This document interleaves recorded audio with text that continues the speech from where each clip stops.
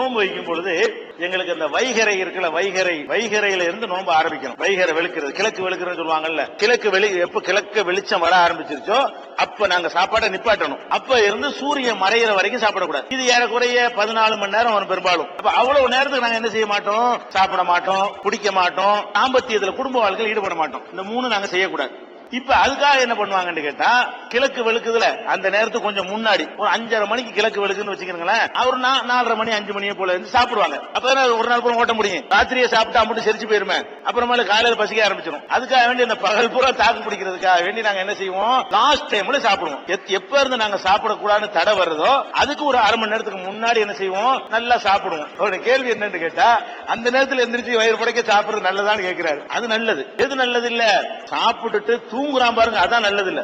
ராத்திரில வயிறு புடைக்க சாப்பிட்டு படுத்தியல்னா உடம்புக்கு வேலை கொடுக்கல, அந்த உடல் அந்த உணவை ஜீரணிக்க ரொம்ப கஷ்டப்படும். ஆனா காலையில நோன்பு வைக்கிறான் பாருங்க, இப்ப திங்கிறது சரியான டைம். சாப்பிட்டு பகல் பூரா முடிச்சுட்டு இருக்கிறான், பகல் பூரா வேலை செய்யறான். இப்ப என்னத்தை சாப்பிட்டாலும் அது ஜீரணமாகக்கூடிய டயத்துல அவன் சாப்பிடுகிறான். அதனால மருத்துவர்கள் சொல்றாங்க, இது பெரிய ஆரோக்கியமா முஸ்லீம்கள் இருக்கிற டயத்தை தான் சேஞ்ச் பண்றோம். நாங்க சாப்பாட்டு அளவெல்லாம் குறைக்கிறது இல்ல, இதை பகலுக்கு போய் ராத்திரி பகல்னு மாத்திக்கிறோம். அதான் நடக்குதே தவிர உண்மையில பாத்தீங்கன்னா சாப்பாடு பறக்க நல்லா சாப்பிடுவோம், வயிறு மட்டும் சாப்பிடுவோம், அதுல டவுட்டே கிடையாது. ஆனா என்ன சாப்பிட்டாலும் 14 மணி நேரம் அது ஓடணுமா இல்லையா?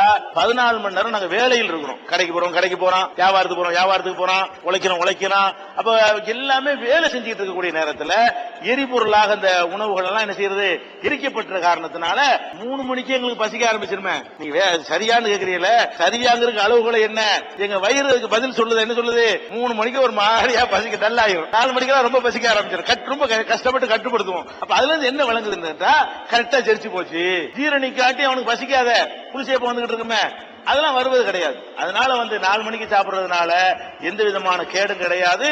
இன்னும் சொல்ல போனால் அதான் சரியான முறை. நம்ம சாப்பிடுற மெத்தேடே தப்பு. நம்ம நாட்டில் உள்ள எல்லாருக்கும் பாருங்க வயிறு தள்ளி போயிருக்கும். மேற்கத்திய நாடுகள் அப்படி வயிறு தள்ளி இருக்காது, எல்லாம் அப்படி பண்ணுவோம். நம்ம நாட்டில் உள்ள ஆட்களுக்கு என்ன செய்யுது, இந்த வயிறு தள்ளி போறதுக்கு காரணம் என்ன தெரியுமா, நம்முடைய இந்த 3 வேளை உணவுடைய டைப் தான் காரணம். 3 வேளை உணவு சாப்பிடுறோமா இல்லையா, காலை சாப்பாட்டுக்கும் பகல் சாப்பாட்டுக்கும் 4 மணி நேரம் தான் இடைவெளி. 4 மணி நேரத்து இடைவெளி சாப்பிடுறோம். அப்ப அதுக்கு ராத்திரி சாப்பாட்டுக்கு மத்தியில் ஒரு 4 மணி நேரம் இடைவெளி.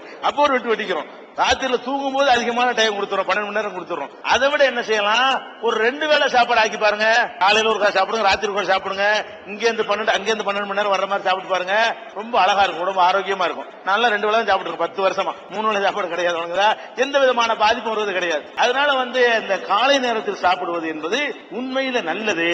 அதிகமான நேரம் அது ஜீரணிக்க நம்ம கொடுக்கிறோம், ஒரு கேடும் கிடையாது, மருத்துவ ரீதியாகவும் கேடு கிடையாது, நடைமுறையில இது கேடு தரவில்லை.